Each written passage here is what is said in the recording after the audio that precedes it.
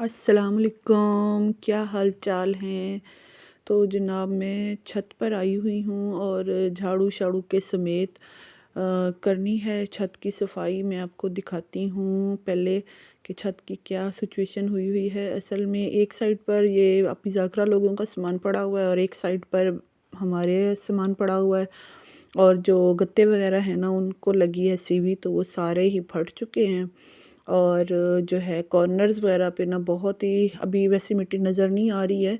तो मैं दिखाती हूँ आपको, जब झाड़ू लगेगा ना तो ये कितनी ही मिट्टी इधर से निकलेगी। और सोलर के ऊपर पानी डालकर इसको थोड़ा सा साफ़ कर लिया और कपड़ों की टोकरी भी ले आई हूँ। धूप निकली हुई है तो कपड़े भी ना इधर ही सुखाने के लिए झाड़ू दे लूँगी ना, तो फिर इसको सुखाऊंगी, डालूंगी के ऊपर, दीवारों के ऊपर। अच्छा, मैं आपको दिखाने लगी हूँ, ये देखें। आधा आधा झाड़ू जो है ना मेरा तकरीबन कॉर्नर से ना मैंने लगा लिया है। तो बीच बीच में फिर मैं मोबाइल ऑफ़ करके रख देती हूँ और फिर उसके बाद ना रिकॉर्डिंग कर रही हूँ। तो आधा आधा तकरीबन ना ये हो चुका, तो ना मैं थक गई और ये देखिए मेरे हाथ दुखने लग गए हैं। मैं ना जो काम वाली है, साथ वालों की और सामने वालों की एक ही काम वाली है, तो इसको भी मैंने कहा हुआ था कि किसी दिन मुझे छत साफ़ कर देना। दिसंबर के महीने का मैंने कहा हुआ है, तो वो उसके पास टाइम नहीं लग रहा था। तो उसके भी छोटे बच्चे हैं, शायद उसकी बच्ची बीमार थी तो इसलिए वो फिर एक्स्ट्रा काम ना नहीं करी, वरना मेरे पास आ जाती होती है कोई एक्स्ट्रा काम मैंने करवाना हो तो। और आपी ज़ाकरा की जो काम वाली है, इसको मैंने कई बार कहा कि ना ऊपर छत की सफाई कर दो, तो वो नहीं कर रही। और बारिशों का सीज़न शुरू होने वाला है तो जो है ना छत की सफाई बहुत ज़रूरी थी, वरना जो है ये जो ड्रेन का सिस्टम होता है ना, तो ये फिर पानी यहाँ पे जो देखें इतना कचरा अगर हो तो वो पानी कहाँ से निकलेगा। और सारा ही फिर ना बहुत ही मसला हो जाएगा। अब जब बारिश होती है तो फिर बारिश में कहाँ आके आपको इधर से ड्रेन वगैरह का सिस्टम साफ़ होता है। तो उस दिन मैंने ना एक व्लॉग भी देखा था, उज़मा कुक्स एंड लाइव्स के नाम से उनकी, वो भी छत की सफाई करवा रही थी। और यकीन करें उनकी और मेरी जो है ना अक्सर चीज़ें व्लॉग्स वगैरह मिल जाते होते हैं।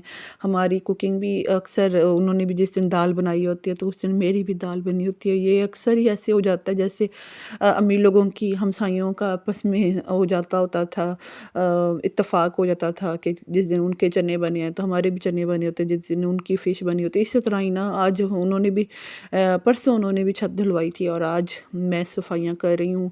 तो अभी ना सफाई वगैरह मेरी हो गई, सारा ही मैं थक के चूर चूर हो गई। फिर मैंने कपड़े दीवार के ऊपर साफ़ करके तो कपड़े डाले हैं और मैं ना इसी टूटी चारपाई के ऊपर लेट गई हूँ, बहुत थक गई हूँ। और आसमान दिखाऊँ आपको, ये देखें कितने प्यारे प्यारे बादल आ गए, हल्की हल्की धूप भी निकल रही है और साथ ही ना बादल भी आए हुए हैं। तो बहुत ही मज़ा आ रहा है मुझे तो लेटे लेटे। लेकिन मैं इतनी गंदी हुई हुई हूँ ना, तो अब जाती हूँ नीचे और थोड़ा सा रेस्ट कर रही हूँ, देखूँ आराम से वॉश वगैरह करके। तो फिर उसके बाद जैसे ही मैं नीचे आई हूँ तो पार्सल आया हुआ है। पार्सल मेरा किस चीज़ का आया हुआ है ये मैं बार बार आपको बता रही हूँ कि मेरा ना डिश वॉशर का साल्ट नहीं फैसलाबाद से कहीं से मिल रहा था।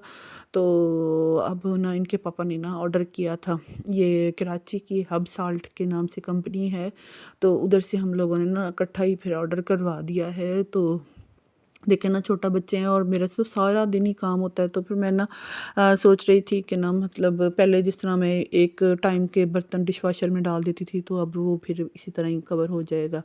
अच्छा जनाब, ये है शाम का टाइम और मैं बना रही हूँ चॉकलेट चिप कुकीज़। और चॉकलेट चिप कुकीज़ के लिए मक्खन या घी ले लें 1/2 कप।